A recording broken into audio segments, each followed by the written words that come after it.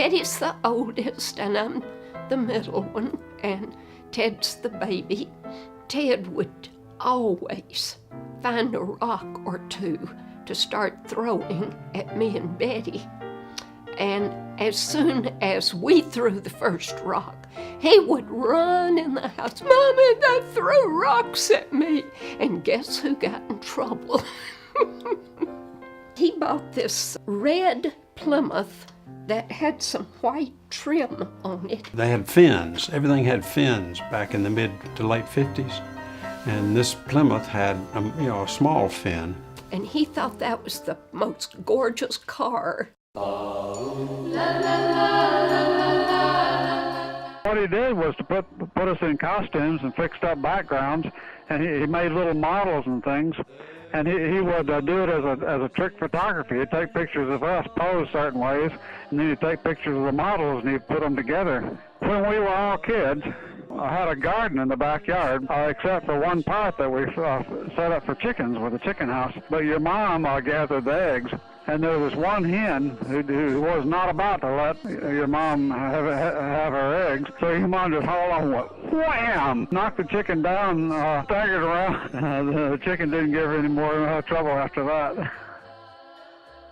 But I do remember, as I was growing up, although I never told her this, I always thought that she was the prettiest big sister in the neighborhood.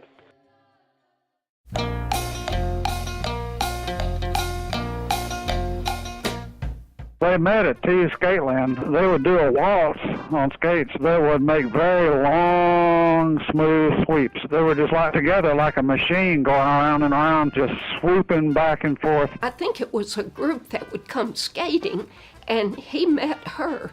Dad used to turn his legs inside out like he was Elastic Man.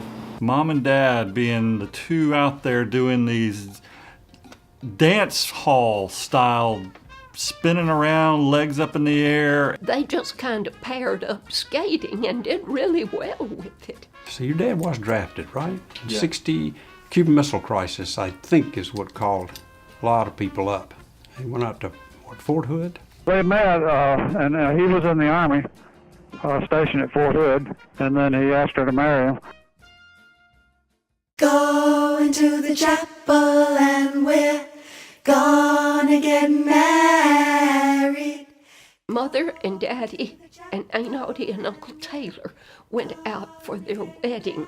I believe it was Jeanette's grandmother or aunt was holding the wedding cake, and apparently they hit a bump or stopped real quick and her fist went in the side of the cake.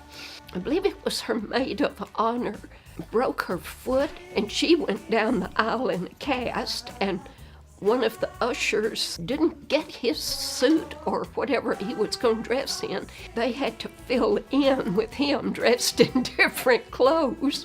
Now you have to imagine this was a very small country church. They had people even standing outside looking in the windows. They had to cut the cake paper thin, and it still didn't go around. They ran out.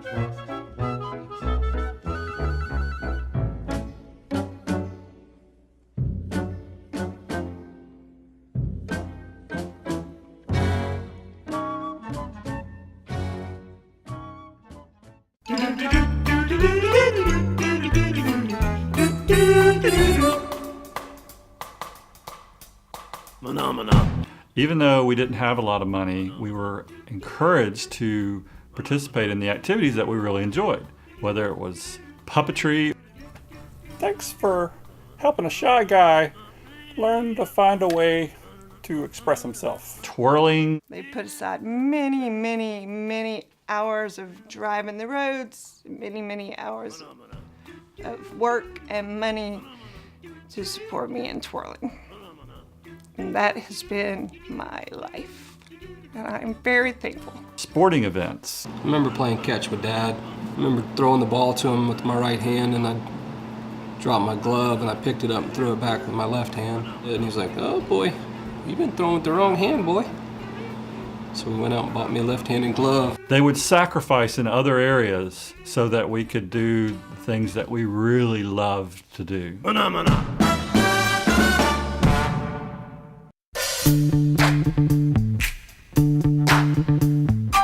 We met, they moved in behind us, and it was just friendship at first sight. And you couldn't ask for better neighbors and better friends. I can always remember him saying he was going to build a house for my mom, and that's what he did. You know, I don't have a clue as to how long it took your dad to build that house, but it didn't seem like that long. They were living out in Gurley in the old, unfinished house. No heat, no air conditioning. Y'all out there, hot, sweating. The one thing I remember about the house was sweat beads. When we first started clearing the land out in Gurley, I thought I was going to die. Freezing. And it was cold, but we had that Ben Franklin in the basement. Living in the basement. Living in the basement.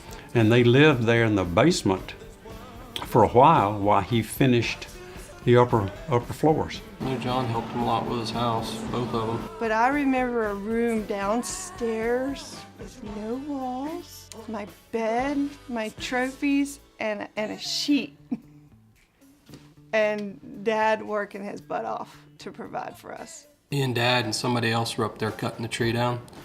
And the tree was 4 people could put their arms around it. It had been hit by lightning. You could stand inside of it. We had a big old saw cutting it. And then it started to fall, and then it spun. And we didn't know which way it was going. And we all started running. Probably should have paid a professional. And the biggest thing was when they finally got heat and air in the house, and the kitchen stove off the concrete blocks out of the basement. Wasn't fun some nights, but there's some awesome memories in that house too.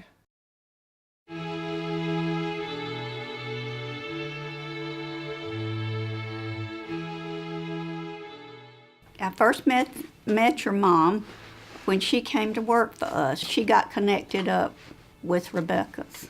Your mother likes to pretend she's just tough as wet leather, but she's got a heart of gold, as far as I can tell. Every night, 4 o'clock, we'd walk. Lots of times your dad would come along telling his goofy jokes. My dad tells goofy jokes. He tells jokes. Your dad, I believe, can repair anything that is mechanical. He rebuilt a 318 cubic inch Plymouth engine, and he took it apart in his garage, laid all the parts on the floor, and when he ready to do it, he just puts it back together. No notes, no diagrams, no photos. He's a mechanical genius. I call her Doris and not Jeanette because when she first came to work for us, we had already had 3 people with their names starting with J's that all sounded alike.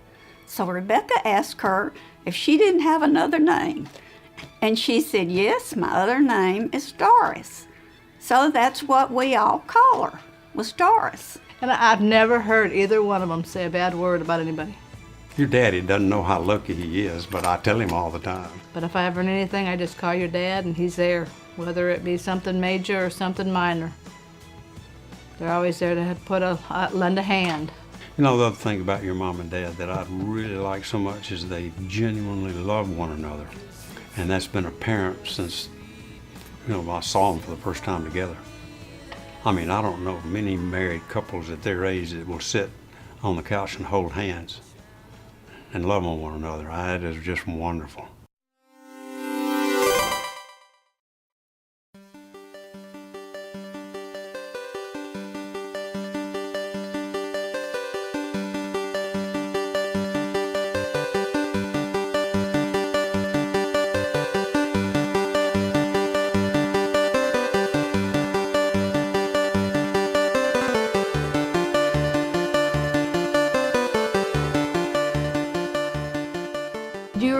one time I locked myself in the dog cage and I couldn't get out.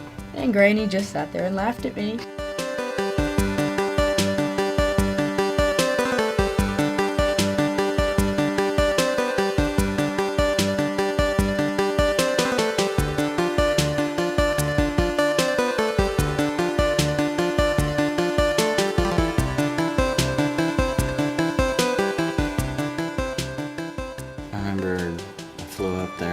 He came up for space camp, didn't bring no underwear. He pulled Mama over to the side and he was like, Granny, I ain't got no underwear.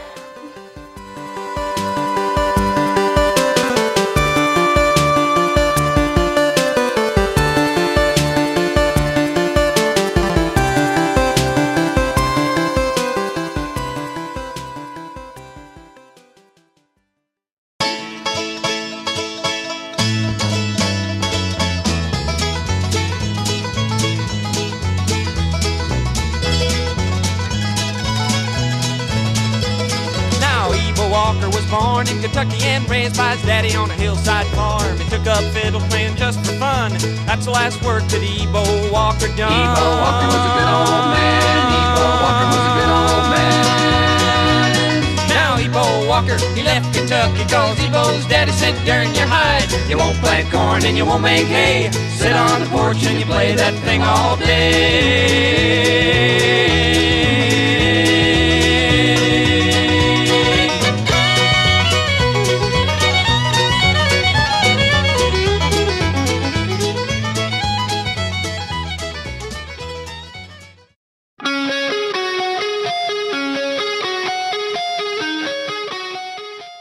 Taylor used to love coming down here.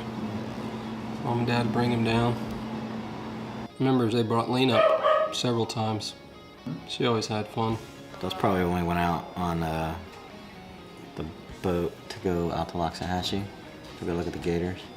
Remember, I took him to Loxahatchee Reserve in the boat. You can't ski in there, but we took the ski boat, and the game warden wanted to know what we were doing. Told him we were going to go fishing. He said, "There ain't no fishing boat." I said, "No, we ain't fishing with fishing poles either." He didn't know what I meant, but neither did I, but it was pretty funny.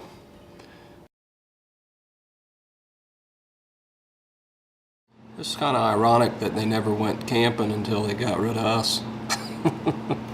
Now they go all the time.